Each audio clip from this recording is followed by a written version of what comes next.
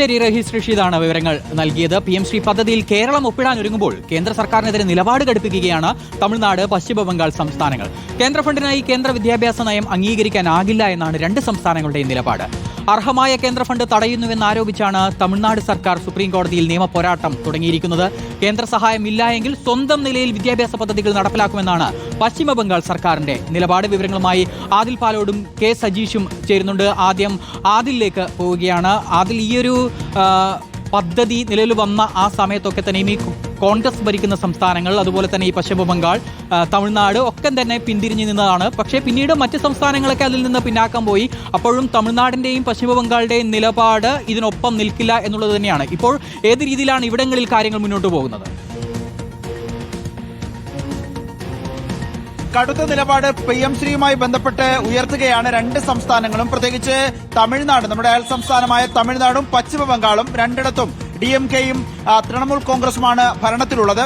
ഇതിനു മുൻപ്, ഒരു വർഷം മുൻപ് വരെ കേരളം, തമിഴ്നാട്, പശ്ചിമ ബംഗാൾ, ഡൽഹി, ഹിമാചൽ പ്രദേശ് എന്നിങ്ങനെ 5 സംസ്ഥാനങ്ങൾ PM-ശ്രീ പദ്ധതിക്ക് എതിരായിരുന്നു. അതിനുശേഷമാണ് പലതരത്തിലുള്ള ചർച്ചകൾ ഉണ്ടായത്. ഹിമാചൽ പ്രദേശിലാകട്ടെ കോൺഗ്രസിന്റെ നേതൃത്വത്തിലുള്ള സർക്കാരാണ്. പക്ഷേ സഹായമില്ലാതെ, കേന്ദ്രത്തിന്റെ സഹായമില്ലാതെ മുന്നോട്ട് പോകാനാകില്ല എന്നറിയിച്ചുകൊണ്ടാണ് ഹിമാചൽ പ്രദേശിൽ കോൺഗ്രസ് ഭരണത്തിൽ തന്നെ PM-ശ്രീ അംഗീകരിച്ചുകൊണ്ടുള്ള നിലപാടിലേക്ക് പോയത്. ദില്ലിയിലാകട്ടെ ഭരണം മാറി, ആം ആദ്മി പാർട്ടിയുടെ സർക്കാർ മാറി BJP സർക്കാർ വന്നതോടെ PM-ശ്രീ അംഗീകരിച്ചു. പിന്നീടുണ്ടായിരുന്ന 3 സംസ്ഥാനങ്ങൾ, അതിൽ വളരെ പ്രധാനമായ നിലപാട് ആദ്യഘട്ടത്തിൽ സ്വീകരിച്ചിരുന്ന കേരളം നിലപാടിൽ നിന്ന് പിന്നേക്ക് പോകുന്ന കാഴ്ച കാണുന്നു. പക്ഷേ അപ്പോഴും തമിഴ്നാടും പശ്ചിമ ബംഗാളും കൃത്യമായ നിലപാട് ആവർത്തിച്ചു പറയുകയാണ്. ഇതിൽ തമിഴ്നാടാണ് കുറച്ചുകൂടി നിയമ പോരാട്ടത്തിലേക്ക് കൂടി കടക്കുന്നത്.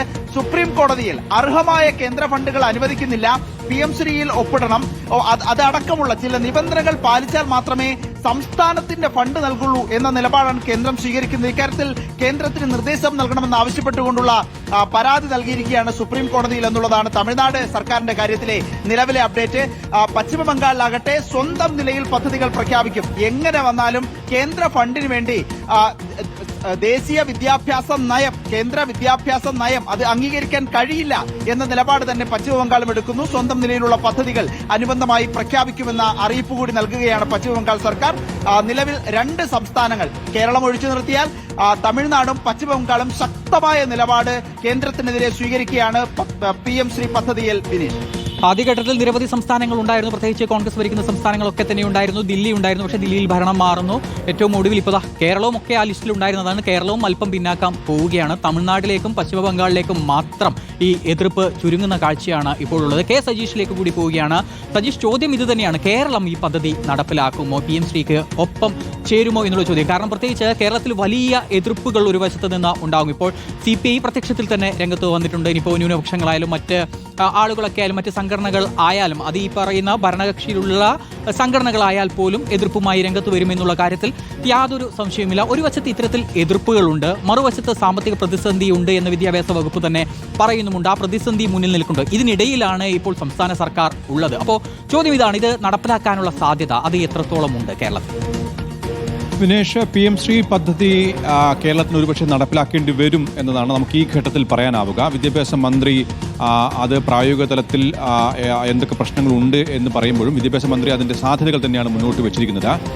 അതായത് സംസ്ഥാന സർക്കാരിന് PM-ശ്രീ പദ്ധതിയിൽ ഒപ്പിടേണ്ടി വരുന്ന ഒരു സാഹചര്യം നിലവിലുണ്ട്. അതിൽ ഏറ്റവും പ്രധാനപ്പെട്ട ഒരു കാര്യം സാമ്പത്തികമായ പ്രതിസന്ധി തന്നെയാണ്. നമുക്കറിയാം, PM-ശ്രീ പദ്ധതിയും ഒപ്പം തന്നെ ദേശീയ വിദ്യാഭ്യാസ നയത്തിലൊന്നും സംസ്ഥാനം ഇതുവരെ ഒപ്പിട്ടിട്ടില്ല. 2020-ലും 2023-ലും നടപ്പിലാക്കിയിരിക്കുന്ന ഈ 2 പദ്ധതികളിലും ഇതുവരെ കേരളം ഒപ്പിടാത്തത് ഇതുമായി ബന്ധപ്പെട്ട് കേന്ദ്ര വിദ്യാഭ്യാസ നയത്തിൽ ഉള്ള എതിർപ്പുകൾ മൂലമായിരുന്നു. സംസ്ഥാനത്തെ അടിസ്ഥാന വിദ്യാഭ്യാസത്തിന് എതിരായ ഒട്ടേറെ കാര്യങ്ങൾ ഈ വിദ്യാഭ്യാസ നയങ്ങളിൽ ഉണ്ട് എന്ന കാര്യം ചൂണ്ടിക്കാണിച്ചുകൊണ്ടായിരുന്നു ഇടതുമുന്നണി സർക്കാർ ഇത് നടപ്പിലാക്കാൻ വിമുഖത കാട്ടിയിരുന്നത്.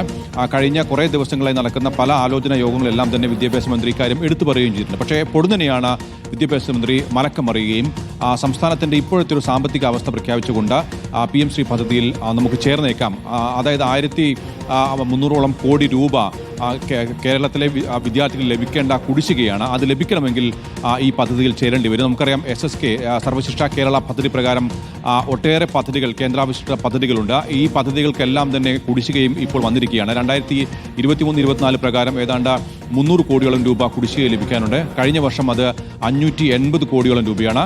ഈ വർഷം ആദ്യഘട്ട ഗഡുവും സംസ്ഥാനത്ത് ലഭിക്കേണ്ടതുണ്ട്. അങ്ങനെ ഇത്തരം ഏതാണ്ട് 1300 കോടിയോളം രൂപ കുടിശ്ശിക വരുമ്പോൾ ഒട്ടേറെ പദ്ധതികൾ സംസ്ഥാനത്തിന്റെ വിദ്യാഭ്യാസ വികസനത്തിനും വിദ്യാർത്ഥികളുടെ വികസനത്തിനും വേണ്ടി വരുന്ന ഒട്ടേറെ കേന്ദ്രാവിഷ്കൃത പദ്ധതികൾ കെട്ടിക്കിടക്കുകയാണ്, അല്ലെങ്കിൽ അത് താളം തെറ്റിയിരിക്കുകയാണ്. അതുകൊണ്ട് മുന്നോട്ടുള്ള ഒരു ഭാവിയിൽ വരും വർഷങ്ങളിൽ ഇത്തരം പദ്ധതികൾ മുടങ്ങിക്കിടന്നാൽ ദൂരവ്യാപകമായ പ്രത്യാഘാതം സംസ്ഥാനത്തെ വിദ്യാഭ്യാസ മേഖലയിൽ ഉണ്ടാകും എന്നതാണ് സംസ്ഥാന സർക്കാരിന്റെയും വിദ്യാഭ്യാസ വകുപ്പിന്റെയും കണക്കുകൂട്ടൽ. അതുകൊണ്ട് ഈ PM ശ്രീ പദ്ധതിയിൽ ചേരാതിരുന്നു കഴിഞ്ഞാൽ അത് ഗുണത്തേക്കാൾ ഏറെ ദോഷമാണ് ഉണ്ടാക്കുക എന്നതാണ് ഇപ്പോൾ വിദ്യാഭ്യാസ മന്ത്രി പറഞ്ഞു വെക്കുന്നത്. അതുകൊണ്ടാണ് ചർച്ചകളിലൂടെയെങ്കിലും CPI ഉൾപ്പെടെയുള്ള ഘടകകക്ഷികളുമായി ചർച്ചകളിലൂടെയെങ്കിലും ഈ കാര്യം ബോധ്യപ്പെടുത്തുക, അങ്ങനെ PM ശ്രീ പദ്ധതിയിൽ ചേരുക എന്നതാണ് നിലവിൽ പ്രായോഗിക തലത്തിലുള്ള ഒരു കാര്യം. അതോടൊപ്പം തന്നെ വിദ്യാഭ്യാസ വകുപ്പ് പറയുന്ന ഒരു കാര്യം, ഈ PM ശ്രീ പദ്ധതിയിൽ ചേർന്ന് കഴിഞ്ഞാൽ ദേശീയ വിദ്യാഭ്യാസ നയത്തിൽ ഒപ്പിടേണ്ടി വരും എന്നതാണ്. പക്ഷേ സംസ്ഥാനത്തിന്റെ അടിസ്ഥാന വിദ്യാഭ്യാസത്തിനോ സംസ്ഥാനത്തിന്റെ അടിസ്ഥാനപരമായ കാര്യങ്ങൾക്കോ വിഘാതമാകുന്ന ഒരു നയവും ദേശീയ വിദ്യാഭ്യാസ നയം മൂലം കേരളത്തിൽ അടിച്ചേൽപ്പിക്കാൻ സമ്മതിക്കില്ല. കേരളത്തിന് തനതായ ഒരു വിദ്യാഭ്യാസ നയമുണ്ട്, ആ നയം തന്നെ തുടരും. അതോടൊപ്പം തന്നെ അടിസ്ഥാന വികസനത്തിന്, വിദ്യാഭ്യാസ മേഖല അടിസ്ഥാന വികസനത്തിന് ഉതകുന്ന PM ശ്രീ പദ്ധതിയിൽ ഭാഗമാക്കുകയും ചെയ്യുന്നതാണ്. ഈ കാര്യം ബോധ്യപ്പെടുത്താനുള്ള ശ്രമമായിരിക്കും സംസ്ഥാന സർക്കാർ വരും ദിവസങ്ങളിൽ നടത്തുക. അതാണ് ഏതായാലും സാമ്പത്തിക പ്രതിസന്ധി ഈ പദ്ധതിയിൽ ഒപ്പിടുന്നതിനോട് അടുപ്പിക്കുകയാണ് കേരളത്തെ സംബന്ധിച്ചിടത്തോളം. പക്ഷേ പ്രശ്നങ്ങൾ ഇതാണ്, ഈ പദ്ധതിയുടെ ഭാഗമായി കഴിഞ്ഞാൽ അത് ദേശീയ വിദ്യാഭ്യാസ നയത്തിന്റെ കൂടി ഭാഗമാകും എന്നുള്ള ഒരു പ്രശ്നം അവിടെ നിൽക്കുന്നു. ഒപ്പം തന്നെ ഈ PM ശ്രീ പദ്ധതിയുടെ ഭാഗമായിട്ടുള്ള സ്കൂൾ എന്നുള്ള ബോർഡൊക്കെ സ്കൂളുകൾക്ക് മുന്നിൽ വെക്കേണ്ടിയും വരും. ഏതായാലും ഇപ്പോൾ 10+2 എന്നുള്ളതാണല്ലോ നമ്മുടെ ഒരു വിദ്യാഭ്യാസത്തിന്റെ രീതി എന്ന് പറയുന്നത്. അതിപ്പോൾ ഒരു 4 ഘട്ടത്തിലേക്ക് തിരിച്ച് ദേശീയ വിദ്യാഭ്യാസ നയത്തിന്റെ ഭാഗമായി മാറുമോ എന്നതടക്കമുള്ള കാര്യങ്ങൾ നമ്മൾ കണ്ട് അറിയേണ്ടിയിരിക്കുന്നു.